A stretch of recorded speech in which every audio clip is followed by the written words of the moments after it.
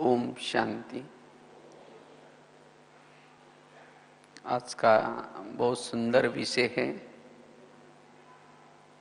पुरुषार्थ में योग का महत्व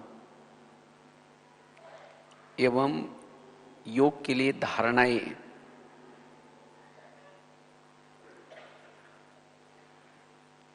अब हम जानते हैं, हमने तो ज्ञान को तो समझ लिया,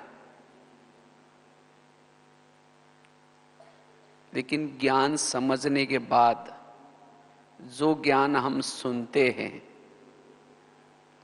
उसको हमें अपने जीवन में धारण करना है। वो ज्ञान हमारे व्यवहार से दिखाई पड़े, इसके लिए चाहिए योग बल। क्योंकि योग से ही हमारा मनोबल मजबूत होता है, आत्मबल मजबूत होता है। अगर हमारे जीवन में ज्ञान है, समझ है, लेकिन अगर योग बल नहीं है तो ज्ञान होने के बावजूद भी हम प्रभु मिलन से वंचित रहेंगे।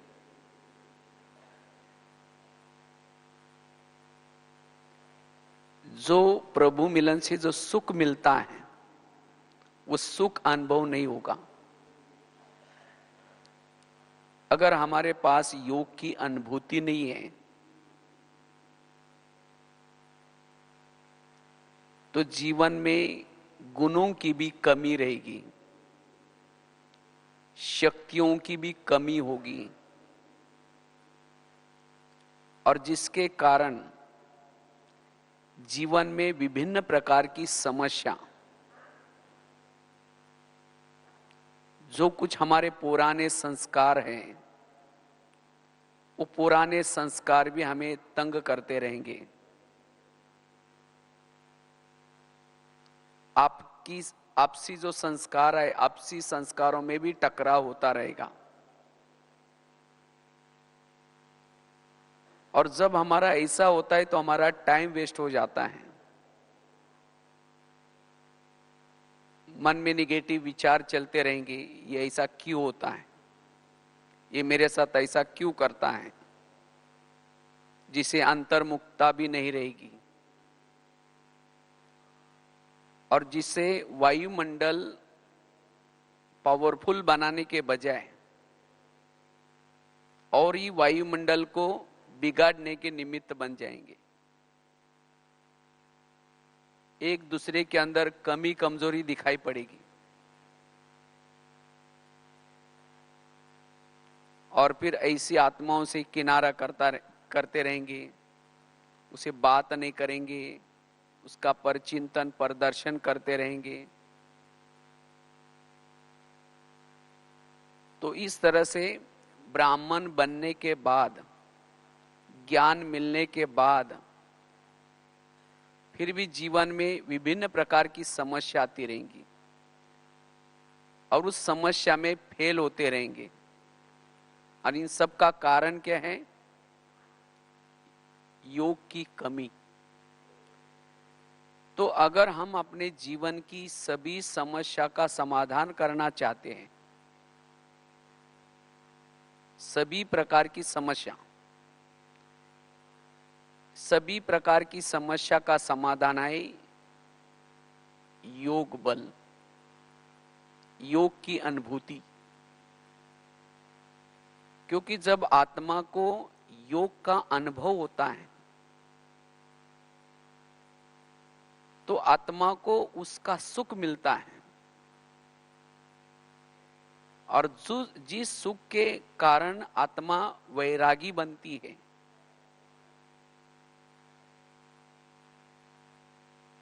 आत्मा की जन्म जन्मांतर की प्यास बुझ जाती है,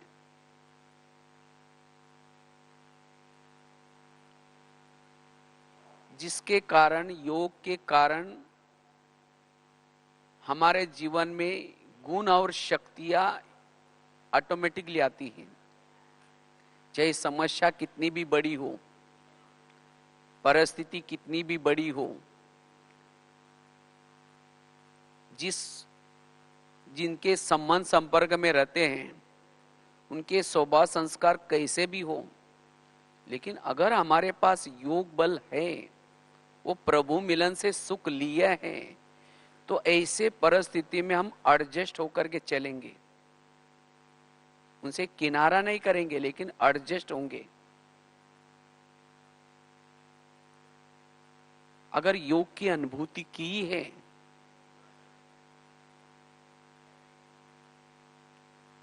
तो कोई भी प्रकार के स्वभाव और संस्कारों के वश भी नहीं होंगे। हमारे अंदर जो पुराने संस्कार है, तो उन संस्कारों के वश हम क्यों हो जाते हैं? क्योंकि योग का सुख नहीं लिया है, क्योंकि आत्मा को सुख चाहिए। चाहे योग से सुख मिले, अगर योग से सुख मिलता है तो आत्मा क्षणिक सुखों के पीछे उसके वश नहीं होगी। जैसे कोई अगर जिलेबी खाता है, अगर उसको मुरमुरा दो उसको फीका लगेगा, अच्छा नहीं लगेगा। इसी तरह जिसने योग से अति इंद्रिय सुख की अनुभूति की है, तो संस्कार के वश कैसा होगा? नहीं होगा। वो संस्कार विकार उसे फीके लगेंगे। तो अगर हम अपने संस्कारों के वश हो जाते हैं, कभी कभी कोई कर्मेंद्रिय के वश हो जाते हैं, इन सब का कारण है योग की कमी। इसीलिए हम अपने दिनचर्या में रोज योग को महत्व दें। और जो आत्मा, ब्राह्मण आत्माएं योग को महत्व देती है, वो जीवन में निर्विघ्न चलती रहेगी। वो गुप्त रूप में वायुमंडल बनाने की सेवा करती रहेगी। वो कर्म योगी बन करके रहेगी। इसलिए वर्तमान समय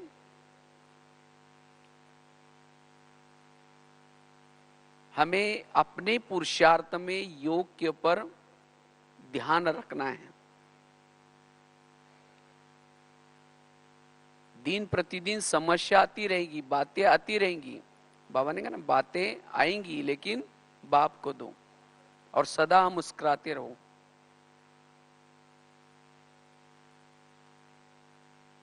क्योंकि अब सुनने और सुनाने की सेवा कोई सुनेगा नहीं, लेकिन हमारी चेहरे पर मुस्कुराहट देखेगा। अगर हमारे चेहरे में मुस्कुराहट है तो लगेगा इनको कुछ मिला हुआ है। लेकिन वो चेहरे की मुस्कुराहट तब रहेगी जब हमारे जीवन में कोई समस्या नहीं, कोई विघ्न नहीं, मन में कोई हलचल नहीं, वो प्रभु मिलन का अंदर से वो सुख मिल रहा है, तब जाकर के वो चेहरे पर मुस्कुराहट होगी।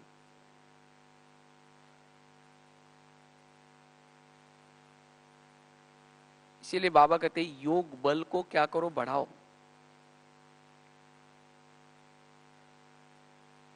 और योग से ही हम वायुमंडल को बहुत अच्छा बना सकते हैं, अपने वृत्ति को परिवर्तन कर सकते हैं।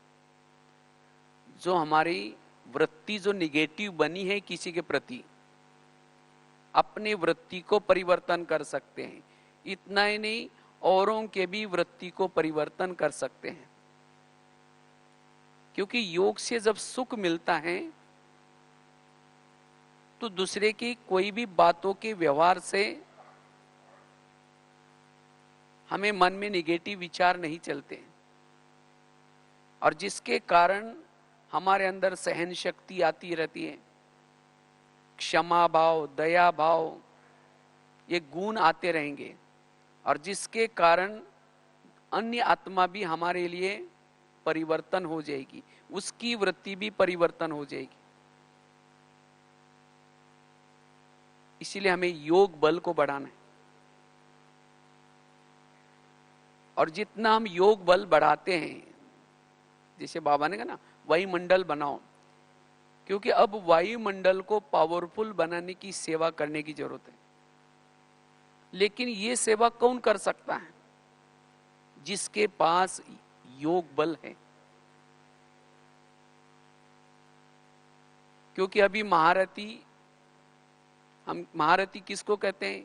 एक तो होता है सेवा के महारथी, दूसरा होता है ज्ञान सुनाने वाले महारथी, और तीसरा होता है मनसा सेवा वाले। अभी तो प्रत्यक्ष रूप में कौन है? जो सेवा के फील्ड में है, या फिर जो ज्ञान की अच्छी अच्छी क्लासेस कराते हैं। लेकिन आगे चल करके जो जिन्होंने ज्ञान लिया और उस ज्ञान को धारण कर जिन्होंने योग बल को बढ़ाया, और उसी योग बल के द्वारा अन्य आत्माओं को गुप्त रूप में सहयोग दे रहे हैं, विश्व में वाइब्रेशन फैलाने का सेवा कर रहे हैं, सकाश दे रहे हैं, ऐसी आत्मा प्रत्यक्ष होंगी।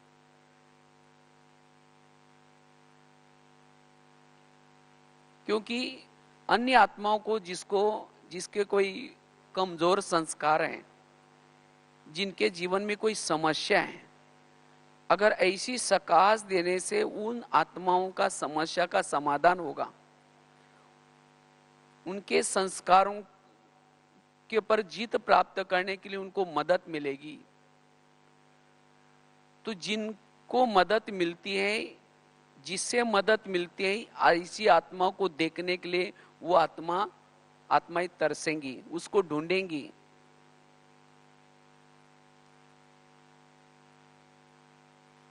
और अंतिम समय ऐसी आत्मा ही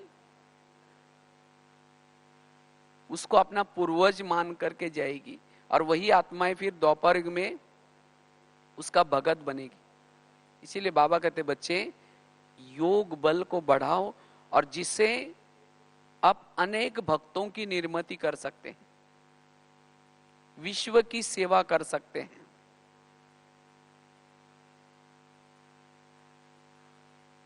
वाणी द्वारा सेवा तो हम लिमिट में कर सकते हैं, जो सामने है, जो सुन सकते हैं। स्थूल सेवा भी हम लिमिट में कर सकते हैं, लेकिन मनसा के द्वारा अनेक आत्माओं की सेवा कर सकेंगे। प्रकृति के 5 तत्वों को भी परिवर्तन कर सकेंगे। तो ऐसा परिवर्तन की सेवा करने के लिए हमारे पास क्या चाहिए? योग बल चाहिए। इसीलिए बाबा कहते बच्चे योग बल को बढ़ाओ। योग के द्वारा ही हम अपने आप को वर्तमान समय जो हम साधन के पीछे जाते हैं, कभी कभी साधनों के अधीन हो जाते हैं, लेकिन उस साधनों के बीच में रहते हुए भी वो साधनों के वश न हो जाए, हमारी स्थिति स्वराज्य अधिकारी बन करके रहे। इसीलिए योग बल चाहिए। योग के द्वारा हमारी निरंतर आत्मिक स्मृति बनती है, निरंतर आत्मिक स्थिति रहती है, और जिसकी निरंतर आत्मिक स्थिति है, ऐसी आत्मा विकारों से, संस्कारों से सेप रह सकती है। अगर आत्मिक स्थिति नहीं है, देह का भान है, देह भान वालों के जीवन में समस्या ही समस्या होती। और देह भान का कारण क्या है? योग की कमी। इसीलिए हम अपने पुरुषार्थ में ज्यादा से ज्यादा योग को महत्व दें। समस्या का वर्णन करने के बजाय, विघ्नों का वर्णन करने के बजाय, संकल्प विकल्प चलाने के बजाय योग बल को बढ़ाएं। योग वर्णन करने से, चिंतन करने से निगेटिव वायुमंडल फैलेगा। लेकिन अगर हम अपने आप को साइलेंस करके अगर योग युक्त रहेंगे उस समस्या का समाधान निकलेगा। इसीलिए हमें पुरुषार्थ में योग को बढ़ाना है। योग के द्वारा ही हम जो कुछ ज्ञान सुनते हैं उसकी धारणाएं होंगी। योग के द्वारा हम ज्ञान के भी गहराई में जा सकते हैं। जितना हमारे पास योग बल है उतना हमारा मनन चिंतन चलता रहेगा। अगर योग बल की कमी है तो हमारा मनन चिंतन भी नहीं चलेगा। बुद्धि को जैसा ताला लग जाता है, जिसको बाबा कहते हैं ना, विचार सागर मंथन करो। क्योंकि विचार सागर मंथन करने के लिए अंतर्मुखता चाहिए, एकाग्रता चाहिए, और वो एकाग्रता अंतर्मुखता आएगी योग के द्वारा।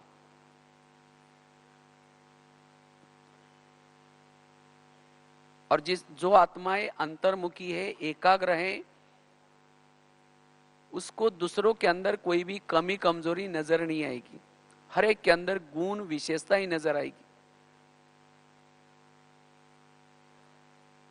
अगर ब्राह्मण जीवन में कोई समस्या है, किसी के जीवन में कोई विघ्न है, उसका कारण ही है वो आत्मा योग के तरफ ज्यादा ध्यान नहीं दे रहे। उसका योग का सब्जेक्ट कच्चा है। इसीलिए अगर हम ब्राह्मण जीवन की समस्या का समाधान करना है, निर्विघ्न स्थिति बनानी है, तो योग बल को क्या करना है? बढ़ाना है। तो हमारा योग बल बढ़ता जाए, यह योग का विषय हमारा अच्छा बने, उसके लिए कुछ बातों की धारणा जरूरी है। अगर हम चाहे योग बल को बढ़ाना है, योग की अनुभूति करनी है, वैसे तो सभी चाहते भी हैं कि हम योग की अनुभूति करें, लेकिन योग का अनुभव क्यों नहीं होता? योग में क्यों विघ्न आते हैं? उसका कारण है उसकी कुछ धारणाओं की कमी।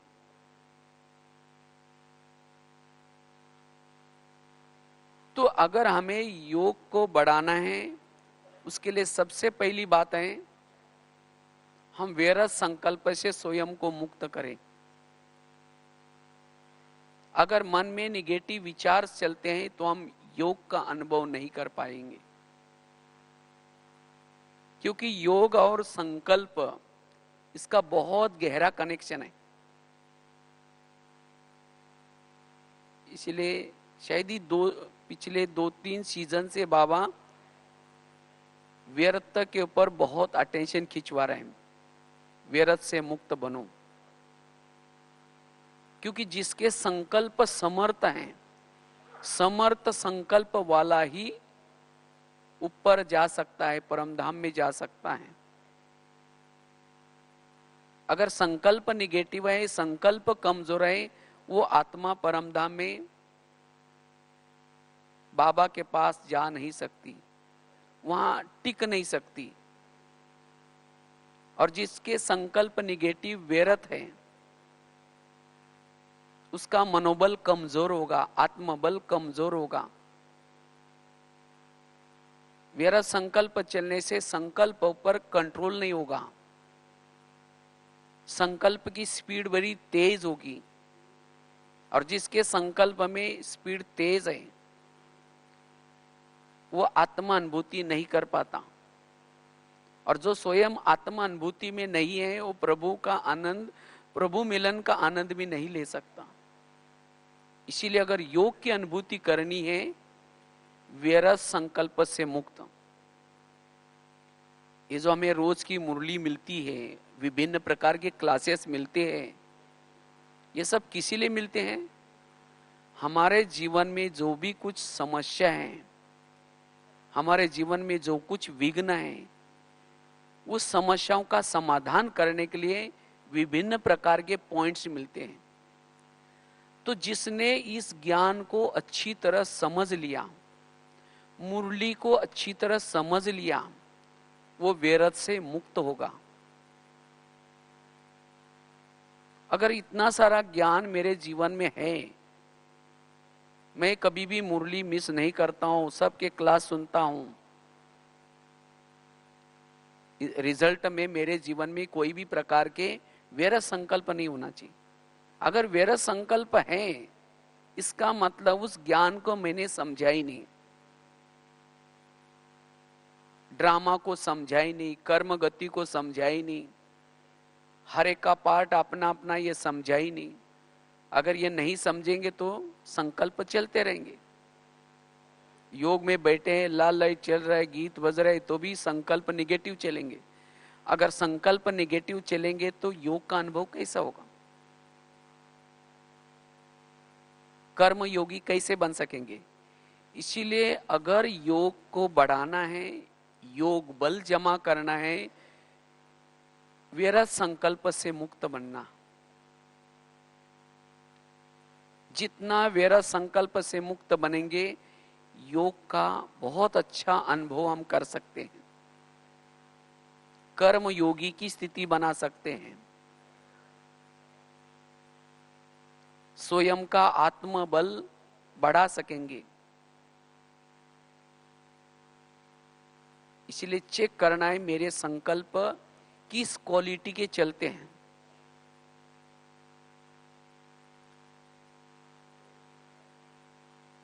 और संकल्प व्यर्थ से मुक्त बनने के लिए जैसे कहा, कर्मों की गुह्य गति का ज्ञान, क्योंकि मेरे संपर्क में जो भी कुछ लोग आते हैं, चाहे घर में, चाहे ऑफिस में, चाहे आसपास में, ये सब कौन है? पिछले जन्मों के हिसाब किताब को चुक्त करने वाले लोग हैं। कोई देने के लिए है, कोई मेरे से लेने के लिए है। अगर मैं तो उसके साथ बहुत अच्छा व्यवहार करता हूं तो भी मेरे लिए वो निगेटिव करता है, इसका मतलब गलती उसकी है, ऐसा नहीं। इसका मतलब जरूर मैंने भी कभी उसके साथ ऐसा किया होगा, क्योंकि टाली कभी एक हाथ से नहीं बजती, टाली के लिए कितना हाथ चाहिए? 2 हाथ चाहिए। इसलिए मैंने भी कभी इसके साथ निगेटिव कुछ किया होगा, जिसका मेरा हिसाब किताब चुक्त कर रहा है, हो रहा है। इसलिए मुझे निगेटिव नहीं सोचना है।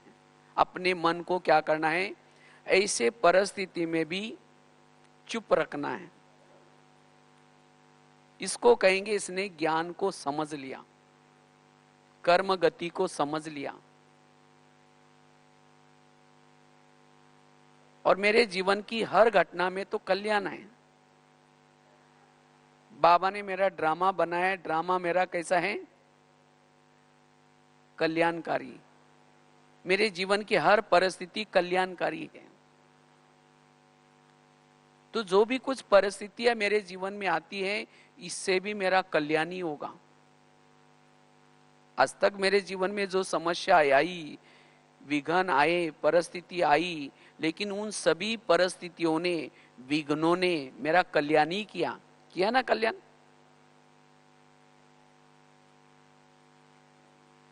अगर वो विघ्न या परिस्थितियां न आती तो यहां कैसे आते? इसीलिए मुझे कोई विघ्न आता है, कोई समस्या आता है, तो उसके बारे में निगेटिव नहीं सोचना है। अगर निगेटिव सोचेंगे, व्यर्थ संकल्प करेंगे, तो जो हमने कुछ प्राप्त किया है वो भी खत्म हो जाएगा, सहन शक्ति खत्म हो जाएगी, वायुमंडल खराब हो जाएगा।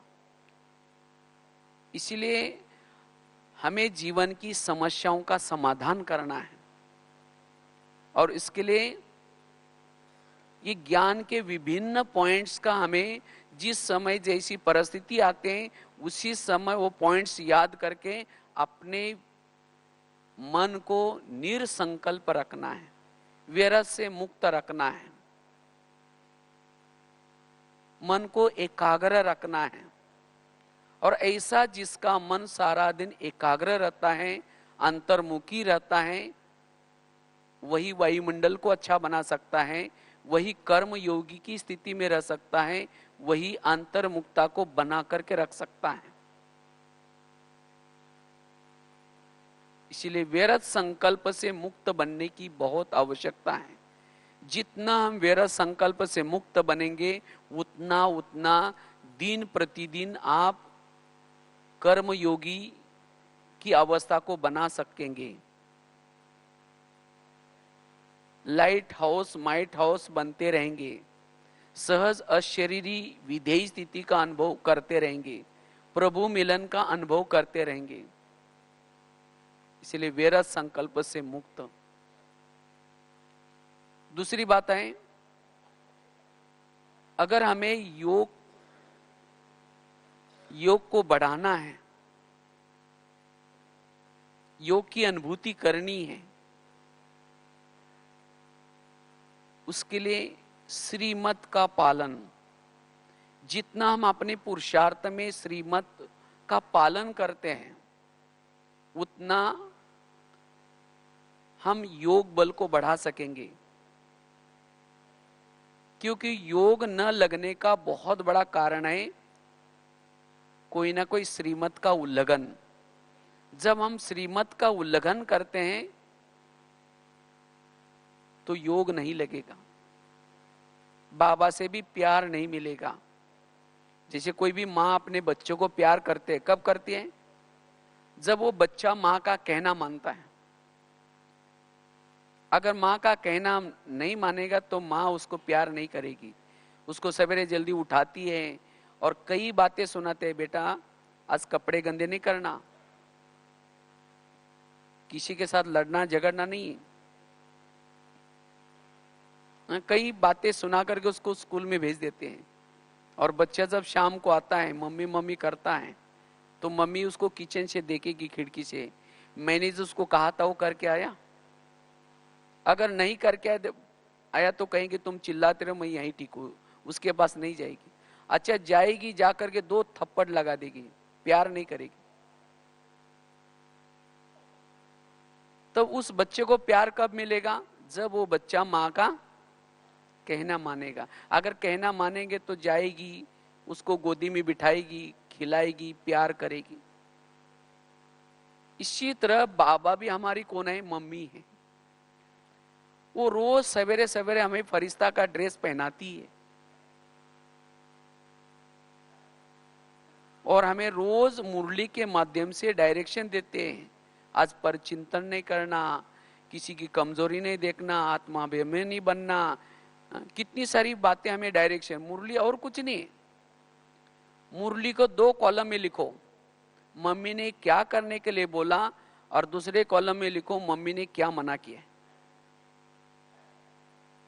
जो मना किया उसको न करना और जो करने के लिए बोला उसको करना, इसको कहेंगे ज्ञान।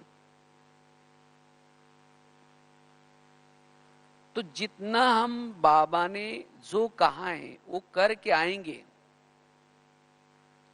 योग में जब बैठेंगे तो बाबा का बहुत प्यार मिलेगा। अगर हमने जो कहा वो किया नहीं और शाम को आकर ये योग में बैठेंगे, जैसे बच्चा कहता है मम्मी मम्मी, हम भी करते बाबा बाबा करते रहेंगे। जैसे मम्मी अपने किचन से खिड़की से देखती हैं तो बाबा भी ऊपर से परमधाम की खिड़की से देखेगा, मैंने जो उसको कहा वो करके आया। अगर नहीं करके आया बोलेगा तुम चिल्लाते रहे, मैं यही ठीक हूं। फिर तो आधा घंटा तो योग तो करते हैं लेकिन योग में प्यार नहीं मिला। अगर योग में बाबा का प्यार नहीं मिलता, इसका मतलब जरूर मेरे से कुछ गलतियां हो रही, मेरे से श्रीमत का उल्लंघन हो रहा है। तो जितना श्रीमत पर चलेंगे उतना हमें बाबा का प्यार मिलेगा, उतना हमारा योग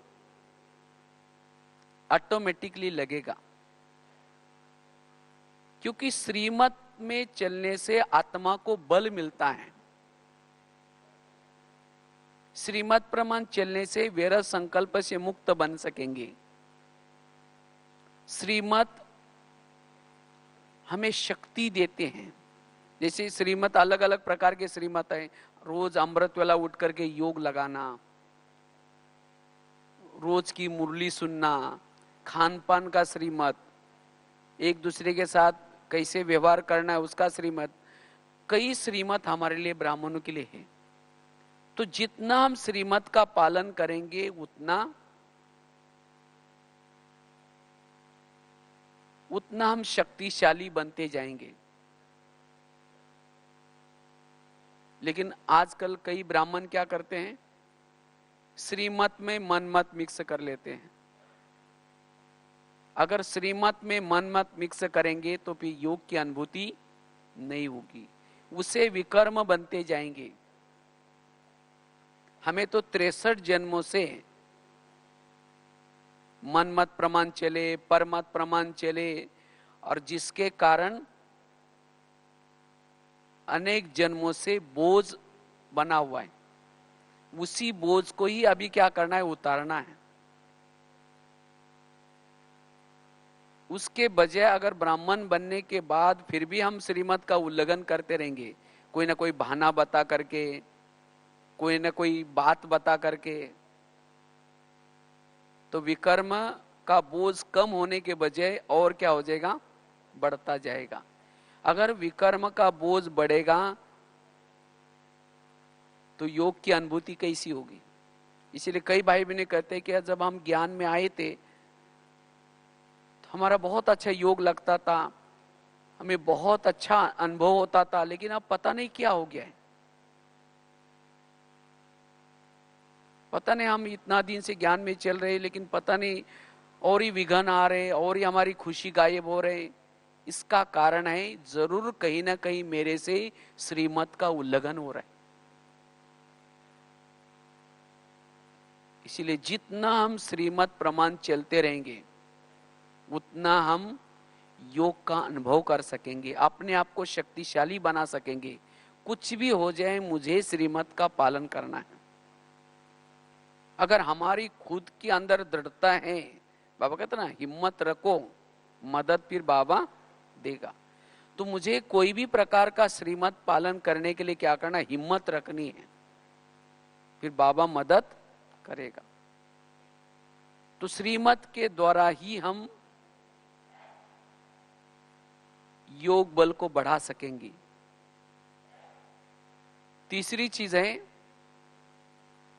अगर हमें योग की अनुभूति करनी है उसके लिए योग को भी हमें समझने की जरूरत है। योग को यथार्थ समझना है।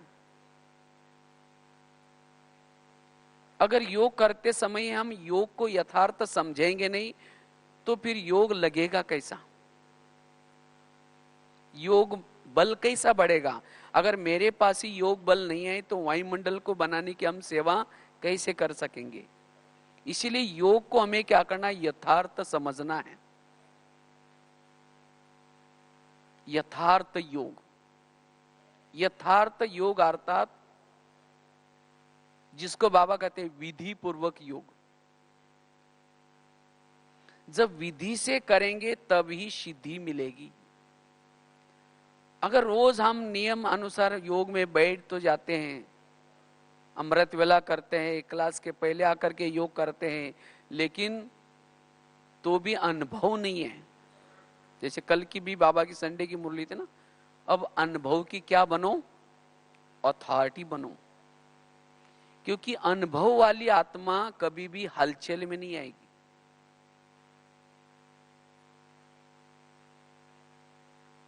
तो ऐसा हमें अनुभव करना है तो उसके लिए विधि से करना है।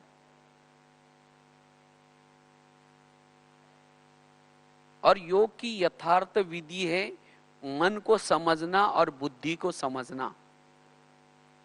क्योंकि योग के लिए ये दो चीजें बड़ी इंपॉर्टेंट है, बुद्धि और मन। बुद्धि का काम है विजन बनाना, दृश्य बनाना।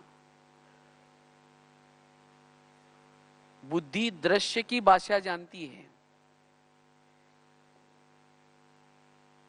और जैसे बुद्धि के अंदर के दृश्य होते हैं वैसे मन में थॉट्स चलते हैं, विचार चलते हैं। ये सिस्टम है।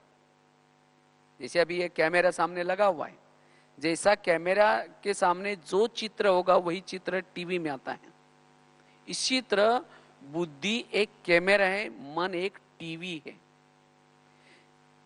जो विजन बुद्धि के सामने होता है वही थॉट्स मन में चलते हैं। ये सिस्टम है।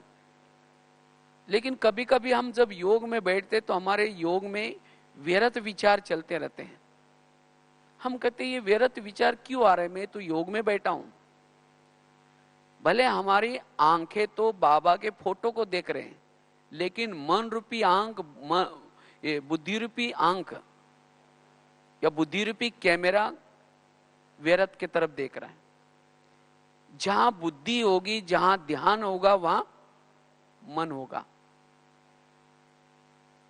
इसीलिए ध्यान में बैठने के बाद भी चेक करो कि मेरा ध्यान कहां है। बैठे ध्यान में, लेकिन ध्यान कहीं और है। और कैसे पता चलेगा वो? मेरे मन के थॉट्स कहां है वो चेक करो।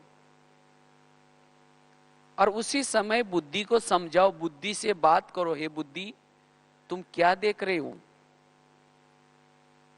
तुमको तो मैंने कहा था कि शिव बाबा को देखना है, उसके बजाय तुम उन बातों में क्यों गई हो? तो बुद्धि को निकाल करके बाबा के ऊपर लगा दो, बाबा के साथ लगा दो। माया क्या करते हैं? बुद्धि के सामने सारा दिन जो देखा, जो विघन आए, जो समस्या आई, उसके तरफ बुद्धि लेके जाएगी। लेकिन आपको क्या करना है? उस बुद्धि को बार बार बाबा के तरफ लगाना है।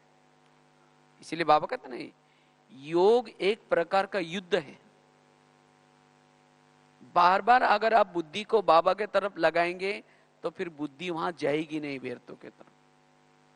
और जब बुद्धि बाबा के तरफ जाएगी, वो विजन बनाएगी, तो ऑटोमेटिकली मन के भी विचार पॉजिटिव चलेंगे, शक्तिशाली चलेंगे, और जिससे फिर आपको अनुभव होगा। नहीं तो कई भाई बहने 1 घंटा आधा घंटा तो बैठ तो जाते हैं, लेकिन बुद्धि कहीं और है, मन में कोई व्यर्थ विचार है, और जिसके कारण अनुभव नहीं है। अनुभव, अनु मतलब आत्मा। वास्तव में हम योग में जब बैठते हैं तो योग के बाद सबसे पहला अनुभव आत्मिक अनुभव होता है। और जिसको आत्मिक अनुभव होता है उसको शांति का, शक्ति का, सभी प्रकार का अनुभव होता है। और सारा दिन जिसने यथार्थ योग किया है उसकी सारा दिन नेचुरल अशरीरी स्थिति रहेगी, विधेयी स्थिति रहेगी। और जिसकी सारा दिन ऐसी नेचुरल अशरीरी स्थिति है, विधेयी स्थिति है, ऐसी आत्मा वायुमंडल को बना सकेगी। अगर ऐसी आत्मा के सामने कोई विघन भी आए, कोई बातें भी आई, उस बातों का चिंतन, विघ्नों का चिंतन नहीं चलेगा। ऐसी नेचुरल स्थिति रहने से पुराने उसके संस्कार भी उसके ऊपर अटैक नहीं करेंगे। इसीलिए हमें यथार्थ योग करना है।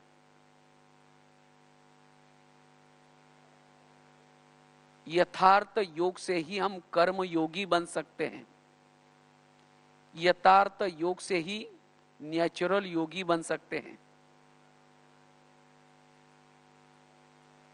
इसीलिए चेक करना है कि मेरी बुद्धि कहां है, मेरा मन कहां है। इसलिए अपने आप से बातें करो, अपने आप से अर्थात अपने बुद्धि से बातें करो। जब आप योग लगाने के लिए आ रहे हैं उसी समय अपने बुद्धि से बातें करो, हे बुद्धि अब आधा घंटा हमें उस प्रभु के पास जाना है जिसके पास जाने के लिए कितने लोग युगों युगों से तड़प रहे, तरस रहे। और हे बुद्धि तुमको वहां आधा घंटे का चांस मिलेगा, लेकिन हे बुद्धि उसी समय तुम कहीं भी इधर उधर नहीं जाना। देखो ये प्रभु के पास जाने से कितना तुम्हें सुख मिलेगा, कितनी शक्ति मिलेगी। तो इसी तरह अपने आप को तैयार करके आकर के यहां बैठना है। और बैठने के बाद बुद्धि रूपी कैमरा पहले सेट कर दो। कहाँ जाना है? अव्यक्त वतन में जाना है तो अव्यक्त वतन के दृश्य देखना शुरू करो। वो अव्यक्त वतन का दृश्य, और वहां ब्रह्मा बाबा अव्यक्त रूप में है, और ब्रह्मा बाबा के तन में शिव बाबा, मैं उसको देख रहा हूं। उसको देखते देखते लगन में मगन हो जाओ। लगन में मगन होते होते परमधाम का वो दृश्य। तो इसी तरह बुद्धि वो दृश्य देखे, और तब जाकर के मन टिका रहेगा। परमधाम में जाकर के फिर वो शक्ति पावर लेकर के फिर आप अलग अलग जगह पर जाकर के मनसा सेवा भी कर सकेंगे। तो जब तक बुद्धि के सामने दृश्य नहीं है तब तक योग का अनुभव नहीं कर पाएंगे। तो हमें यथार्थ योग लगाना है। यथार्थ योग से यथार्थ प्राप्ति होगी। तो 3 बातें बताई।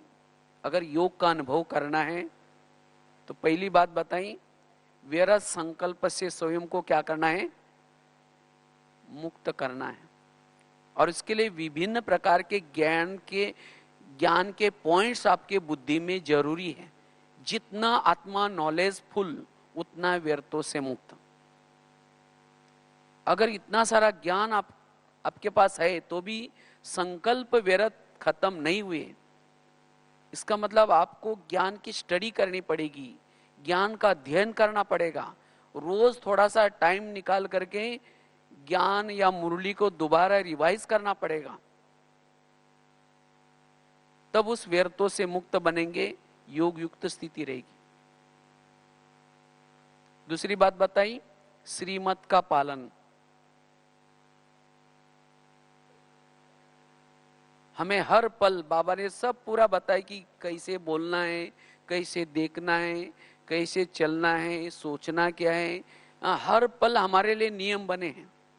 उस नियम प्रमाण जितना हम रखते हैं उतना योग लग जाएगा।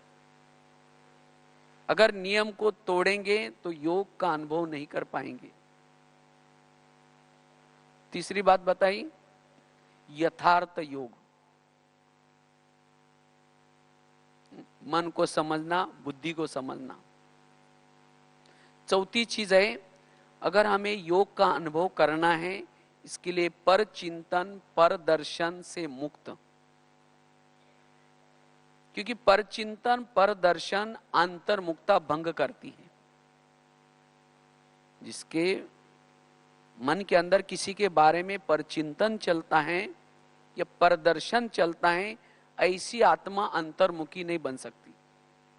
और योग के लिए फाउंडेशन है अंतर्मुक्ता।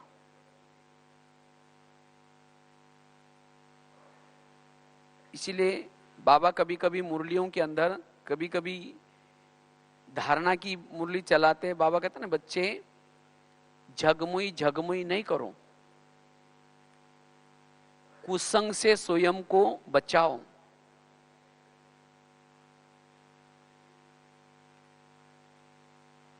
तो ये बाबा ऐसी बातें क्यों कहते हैं? क्यों? कुसंग, अगर कोई आकर के किसी बहनों के बारे में, कोई यज्ञ के बारे में, कोई सेंटर के बारे में, कोई इधर उधर की अगर बातें आपको सुनाता है, अगर आप उस बातों को सुनने में इंटरेस्ट रखते हैं,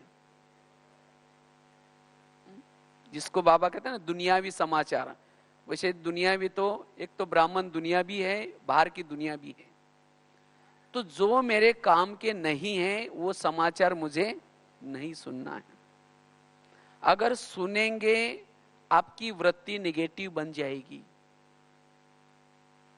आपकी भावनाएं निगेटिव बन जाएगी। और भावना और योग इसका बहुत गहरा कनेक्शन है। जितनी आपकी भावना यज्ञ के लिए, सेंटर के लिए, भाई बहनों के लिए, जितनी भावना ऊंची उतना योग ऊंचा। इसीलिए कई कहते हैं ना, हम जब पहले यहां आए थे हमारा योग बड़ा अच्छा लगता था, लेकिन अब पता नहीं क्या हो गया। ये क्या हो गया, इसका कारण है परचिंतन परदर्शन। जब हम यहाँ आए थे तो हमारी मधुबन के लिए, सेंटर के लिए, भाई बहनों के लिए, हर एक के लिए भावना ऊंची थी, क्योंकि हम उनके गुण देखते थे। लेकिन जैसे ज्ञान में आए, जैसे संबंध संपर्क में आए, किसी ने आकर के किसी की व्यर्थ बातें सुनाना शुरू किया, हमने उसको नजदीक जाकर के सुना, और क्या हुआ, और क्या हुआ। और ऐसी व्यर्थ बातें सुनने से हमारे संकल्प बार बार निगेटिव चले और भावना बिगड़ गई, और भावना बिगड़ी तो योग भी कम हो गया। इसीलिए हमें ऐसी बातें नहीं सुननी है, पर चिंतन पर दर्शन से मुक्त बनना है।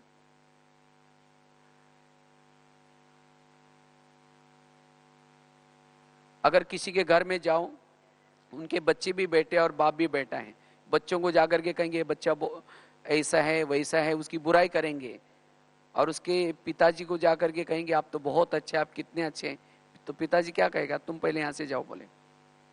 क्योंकि हर माँ बाप को अपना बच्चा प्यारा लगता है। बच्चा लूला हो, लंगड़ा हो, कैसा भी हो, माँ बाप को प्यारा लगता है। इसी तरह सारी दुनिया के जितने भी लोग हैं, किसके बच्चे हैं, बाबा के बच्चे। अगर ऐसी बच्चों की हम ग्लानि करेंगे, ये ऐसा है, ये ऐसा है, और बाबा के पास जाकर के कहेंगे योग में मीठे बाबा, प्यारे बाबा, आप शांति के साथ, बाबा कहेंगे तुम पहले यहां से जाओ। और फिर कहते योग लगता ही नहीं, बाबा प्यार करता ही नहीं। क्यों? जिसको बाबा कहते हैं मीठे बच्चे, हम कहते इसको कोई अकल ही नहीं है, ये ऐसा करता है, ये करता है। तो इसीलिए हमें किसी का भी पर चिंतन नहीं करना है। पर चिंतन वाला योग का अनुभव नहीं कर सकता।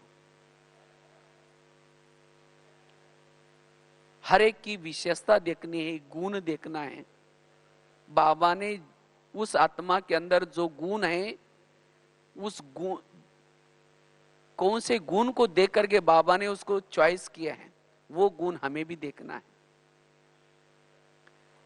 तो योग न लगने का, वियोग में विघ्न आने का यह बहुत बड़ा कारण है पर चिंतन या पर दर्शन।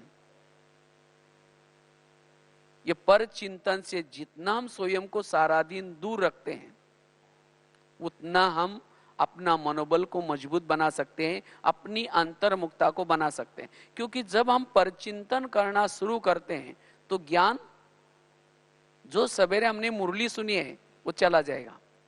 इसीलिए आज तो कई कई भाई बहन कहते हैं पता नहीं हम ज्ञान तो सुनते हैं लेकिन शाम तक कुछ भी याद नहीं रहता। क्यों याद नहीं रहता? पर चिंतन पर दर्शन। हाँ, सरस्वती माँ किस पंछी के ऊपर बैठी है? हंस के ऊपर बैठी। हंस अर्थात मोती चुगता है, गुण देखता है। तो अगर सारा दिन हमारी गुणग्राही दृष्टि है, तभी सरस्वती माँ अर्थात जो हम ज्ञान सुनते हैं हमारे बुद्धि में बैठेगा। अगर मेरे बुद्धि में ज्ञान नहीं बैठता, उसका चिंतन नहीं चलता, इसका कारण है मैं किसी के अवगुण देखता हूं, और अवगुण देखने से, उसका चिंतन करने से वृत्ति निगेटिव बन जाएगी, और वृत्ति से वायुमंडल फैलता है। एक बार अगर वृत्ति निगेटिव बन गई तो उस व्यक्ति को देखते ही हमारे से वायुमंडल भी निगेटिव फैलेगा। इसीलिए मेरी वृत्ति किसी के लिए निगेटिव ना बने, इसीलिए मुझे क्या करना है, किसी का भी पर चिंतन पर दर्शन नहीं करना है। अगर मन में किसी के लिए निगेटिव विचार आते भी हैं तो अपने मन से बातें करो, हे मन, जिसके लिए तुम निगेटिव सोच रहे हैं वो आत्मा तो बाबा को कितना प्रिय है, और तुम उसके लिए निगेटिव क्यों सोच रहे हैं? अपने मन से बातें करके व्यर्थों से स्वयं को मुक्त रखना है, तब जाकर के हम योग का अनुभव कर सकेंगे। तो कितनी धारणा बताई? 4 धारणा बताई। पहली बताई व्यर्थों से मुक्त स्वयं को करना, व्यर्थ संकल्प से मुक्त रखना। दूसरी बात बताई श्रीमत का पालन, तीसरी बात बताई यथार्थ योग।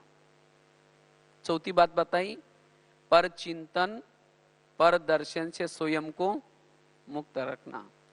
पांचवी बात है अगर हमें योग का अनुभव करना है, इसके लिए सारा दिन जितना हम सोमानो में रहते हैं,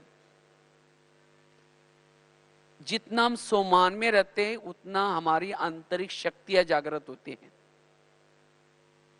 सोमान से योग हमारा बहुत अच्छा लगेगा,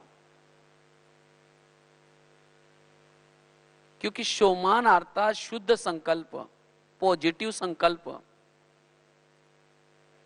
जितना हमारे मन में पॉजिटिव शुद्ध संकल्प चलते हैं उतना आत्मा स्थिर रहती है, अपने स्वधर्म में टिक सकते हैं। सोमान से स्वधर्म में टिकेगी, वो भ्रुकुटी सिंहासन पर बैठेगी, अपने आसन पर बैठेगी। अगर हम सोमान को छोड़ देंगे, आसन को छोड़ देंगे तो देहाभिमान आएगा। इसलिए बाबा ने मुझे क्या क्या मान दिया है, सोमान अर्थात मेरा क्या क्या मान है, अपना क्या क्या मान है। हम क्या करते हैं, इसने मुझे मान दिया नहीं, इसने मुझे पूछा ही नहीं। अरे मेरा अपना स्वयं का कितना मान है। जितना अपने मान के स्थिति में रहेंगे उतना दूसरा कोई पूछे न पूछे, कोई सम्मान दे या न दे, उसका कोई फर्क नहीं पड़ेगा। आज जो ब्राह्मणों के जो व्यर्थ संकल्प चलते हैं उसका कारण है सोमान की कमी। बाबा ने मुझे कितना मान दिया है, बाबा ने मुझे कितनी सारे टाइटल दिए हैं, रोज कितना सारा वरदान दे रहा है, टाइटल दे रहा है। इस टाइटल के स्मृति में रहेंगे, सोमान के स्मृति में रहेंगे, उतना हम स्वधर्म में टिक सकेंगे, उतना हमारी एकाग्रता रहेगी, अंतर्मुखता रहेगी, और उतना हम कर्म योगी भी बन सकेंगे और योग का अनुभव कर सकेंगे। तो योग का अनुभव करने के लिए बीच बीच में हम अपने सोमान की स्मृति देते रहें, या चाहे कोई ना कोई रोज एक ना एक सोमान स्मृति में रहे। जितना सोमान का हमारी स्मृति रहेगी उतना हम योग युक्त रह सकेंगे। और सोमानों से हमारे अंदर जो विकारों की बीमारी लगी है वो बीमारी भी खत्म होगी। सोमान एक प्रकार के टैबलेट्स हैं। जैसे बीमार कोई होता है तो उसको टैबलेट दी जाती है, टैबलेट से अंदर जो अंदर अलग अलग जो वायरस होता है उसके ऊपर एक बल मिलता है। तो इसी तरह जिस प्रकार का मेरे अंदर विकार है, हर विकार के ऊपर जीत प्राप्त करने के लिए टैबलेट्स अलग अलग है। तो इसीलिए हम अलग अलग प्रकार के सोमानों के अभ्यास करें। तो सोमान को अभ्यास करने से उस विकार के ऊपर हम जीत प्राप्त कर सकेंगे, हमारे अंदर एक प्रकार का बल आएगा और हम योग युक्त रह सकेंगे। इसलिए सोमानों का अभ्यास। छठी धारणा है, अगर हमें योग का अनुभव करना है इसके लिए सारा दिन स्वराज्य अधिकारी स्थिति। अगर सारा दिन हमारी स्वराज्य अधिकारी स्थिति है, हम योग का अनुभव कर सकेंगे। जो स्वराज्य अधिकारी है उसकी हर इंद्रिया उसके वश में है, क्योंकि शरीर हमारा एक किला है और इस किले के अंदर आत्मा राजा रहता है। जैसे पहले जमाने में राजा एक किले में रहते थे और किले के कई दरवाजे रहते थे। अगर कोई भी दरवाजे में आता है तो उसकी पूछताछ होती थी, किसी ले जा रहा है, क्यों जा रहा है। इसी तरह हमें भी इस शरीर रूपी किले का हर दरवाजा मजबूत चाहिए। कान, मुख, आंखें, अगर हम शरीर रूपी किले में रहते हैं, लेकिन आंखों से कुछ भी आ रहा है, कानों से भी कुछ भी आ रहा है,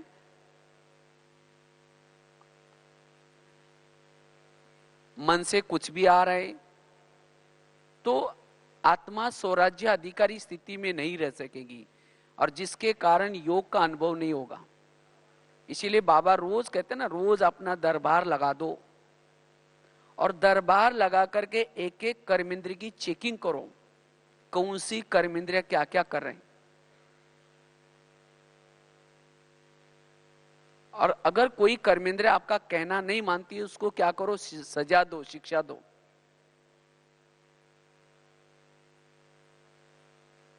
तो जितना हम स्वराज्याधिकारी बन करके हर कर्मेंद्र की चेकिंग करते हैं, उतना हम योग युक्त रह सकेंगे।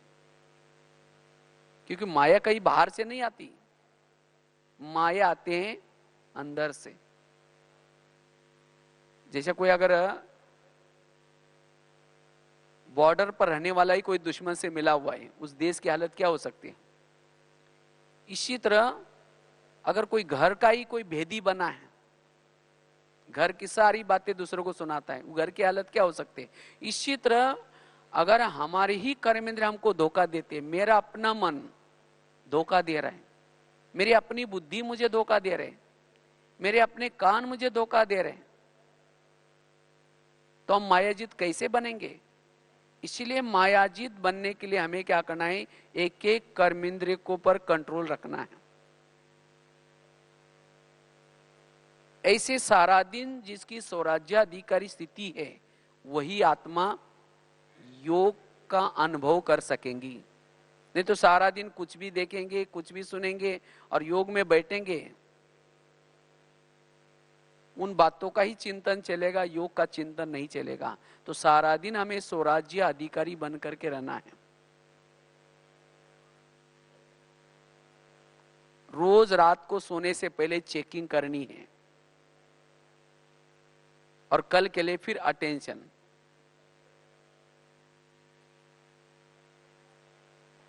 सातवीं धारणा है लास्ट की, अगर हमें योग बल को बढ़ाना है, इसके लिए निरहंकारी स्थिति, जितना हम निरहंकारी स्थिति में रहते हैं उतना योग युक्त बन सकेंगे। अगर हमारे अंदर कोई प्रकार का अभिमान है, अभिमान वाला योग युक्त नहीं बन सकता। क्योंकि अभिमान आने से संकल्प चलते हैं, व्यर्थ संकल्प चलते हैं, और वो अभिमान से हम दूर रहे, कराने वाला बाबा है, मैं निमित्त हूं। जितना निरहंकारी नम्रचित, उतना हमारे जीवन में गुण और शक्तियां रहेगी। थोड़ा अभिमान आया, गुण और शक्तियां चली गई। अभिमान आने से गुणों का गुलदस्ता मुरझा जाता है, सब गुण और शक्तियां चली जाते हैं, अकेला महसूस करेंगे। इसीलिए चाहे हम कितना भी सेवा करते रहे, हमारे जीवन में कितना भी सफलता मिलती रहे, लेकिन ये सफलता का देन है बाबा। बाबा मेरे से करा रहा है, मैं निमित्त हूं, करण कनावरहार बाबा है। तो जितना हमारे अंदर ये निरहंकारी स्थिति रहेगी, उतना हम व्यर्थ से मुक्त होकर के एकाग्र बन सकेंगे, योग युक्त रह सकेंगे। तो योग न लगने का कारण है, कभी कभी हमारे जीवन में कोई सफलता मिलती है, जितना हम आगे बढ़ते हैं उसके अंदर फिर कभी कभी अभिमान आने की संभावना है। अगर अभिमान आया तो योग से दूर रहेंगे, क्योंकि अभिमान वाला करता बहुत है, लेकिन संकल्प नेगेटिव, और उसके कारण कभी कभी हम व्यर्थों में चले जाते हैं। इसीलिए अगर योग युक्त स्थिति बनानी है, निरहंकारी, और निरहंकारी बनने का आधार है निराकारी स्थिति। जितना हम निराकारी स्थिति में रहते हैं, उतना सारा दिन हमें कोई भी प्रकार का अभिमान नहीं आएगा, ना कोई गुणों का अभिमान, ना कोई विशेषता का अभिमान, और निरहंकारी वालों का प्रभाव पड़ता है। जितना हम निरहंकारी रहते हैं, जितना सिंपल रहते हैं, उसका प्रभाव रहता है। जितना त्यागी उतना तपस्वी, जितना वैरागी उतना तपस्वी। इसीलिए बाबा कहते बच्चे निरहंकारी बनो, और वो मेरी निरहंकारी स्थिति बनी रहे। निरहंकारी का जैसे कहा कि आधार है निराकारी स्थिति, और निराकारी स्थिति कब बनेगी? जितना हमारा अमृत वेला का योग अच्छा है। अमृत वेला का योग अच्छा, उसके बाद क्लास के पहले आकर के योग युक्त होकर के बैठेंगे, आधा घंटा क्लास के पहले योग करेंगे, फिर मुरली अच्छी तरह ध्यान से सुनेंगे। अगर ये हमारे रोज के दिनचर्या में ये 3 बातें हैं, अमृत वेला का योग, क्लास के पहले का आधे घंटे का योग और मुरली, ये 3 चीजें हमें निराकारी स्थिति में स्थित करेगी, आत्मानुभूति कराएगी। और जिसकी आत्मानुभूति है वो सारा दिन योग युक्त रह सकता है। अब कई तो हम शुरू में तो आए थे, मुरली तो अच्छी सुनते थे, योग भी करते थे, लेकिन आजकल थोड़ा ब्राह्मणों में ढीलापन आता जाता है। क्या करते हैं, क्लास के पहले आधा घंटा योग नहीं करेंगे, सीधा आकर के मुरली सुनेंगे। अगर केवल मुरली ही सुनते तो मुरली में एकाग्रता नहीं आएगी। जो मुरली से जो बल है वो बल नहीं मिलेगा, नशा नहीं चढ़ेगी, और जिसके कारण फिर सारा दिन देहाभिमान होगा, और जब देहाभिमान होगा तो सारा दिन बुद्धि हद में रहेगी। क्योंकि निराकारी स्थिति में रहने वाला किसी के भी प्रभाव में नहीं आएगा, ना कोई व्यक्ति के प्रभाव में आएगा, ना कोई वस्तु के प्रभाव में आएगा। क्योंकि आजकल साधन इतने निकलते जा रहे, बहुत अच्छे अच्छे साधन निकलते जा रहे, अगर हमारा थोड़ा भी देहाभिमान है, हम साधनों के वश होंगे, साधनों के वश होंगे या कोई व्यक्ति के वश होंगे, और जहां वश में है वहां योग युक्त स्थिति नहीं होगी। इसीलिए स्वयं को सेफ रखने का साधन है ये निराकारी स्थिति। जितना हम निराकारी स्थिति में रहते हैं उतना निरहंकारी रहेंगे, और जितना निरहंकारी उतना योग युक्त। इसीलिए बाबा ने भी अंतिम समय के 3 शब्द यूज किए थे, बच्चे निराकारी बनो, निर्विकारी बनो, निरहंकारी बनो। और जितना हम निरहंकारी है उतना हर जगह पर जैसे भी हर परिस्थिति में स्वयं को एडजस्ट कर सकेंगे, स्वयं को हर्षित मुक्त रख सकेंगे, स्वयं को सदा खुश मिजाज बना करके रख सकेंगे। नहीं तो कई बार बातें आती हैं और ये बातें हमारी खुशी को गायब करते हैं। और खुशी गायब क्यों हो गई? देह का भान। जितना निराकारी स्थिति में रहेंगे, अशरीरी स्थिति में रहेंगे, हमारी खुशी गायब नहीं होगी। और वायुमंडल को भी हम अच्छी तरह, भले रात निराकारी स्थिति वाला रात में सोए हैं, कर्म कर रहे हैं, तो भी उसका समय सफल हो रहे हैं, तो भी उसे सेवा हो रहे, वायुमंडल बना रहे हैं। इसीलिए हमारी ऐसी निरंतर योगी की स्थिति रहे, निरंतर स्थिति रहे, क्योंकि भविष्य में समय आने वाला है। तो भविष्य में चाहे विकारों का भी प्रकोप बढ़ता ही जाएगा, विघ्नों का भी प्रकोप बढ़ता ही जाएगा। तो ऐसे परिस्थिति में स्वयं को अचल अडोल बनाने के लिए हमें क्या करना है? योग बल को बढ़ाना है। और जितना हमारा योग बल बढ़ता जाएगा उतना हमारे अंदर लाइट हाउस, माइट हाउस स्थिति, बाप समान, जो बाबा के जो गुण हैं वो गुण हमारे जीवन में दिखाई पड़ेंगे। सहन शक्ति का गुण, क्षमा का गुण। बाबा तो सागर हैं, लेकिन हमारे अंदर वो स्वरूप दिखाई पड़ेगा। उतना हम सबके प्यारे बनते जाएंगे। इसीलिए वर्तमान समय अनुसार हमें योग बल को क्या करना है, स्वयं को बढ़ाना है। तो जितना हम योग बल को बढ़ाते जाएंगे उतना हमारे जीवन में जो छोटी छोटी समस्या आती है, चाहे संस्कारों की समस्या, स्वयं के संस्कार की समस्या, आपसी संस्कार की समस्या, उन समस्या से स्वयं को मुक्त रख सकेंगे, अपनी वृत्ति को बदल सकेंगे।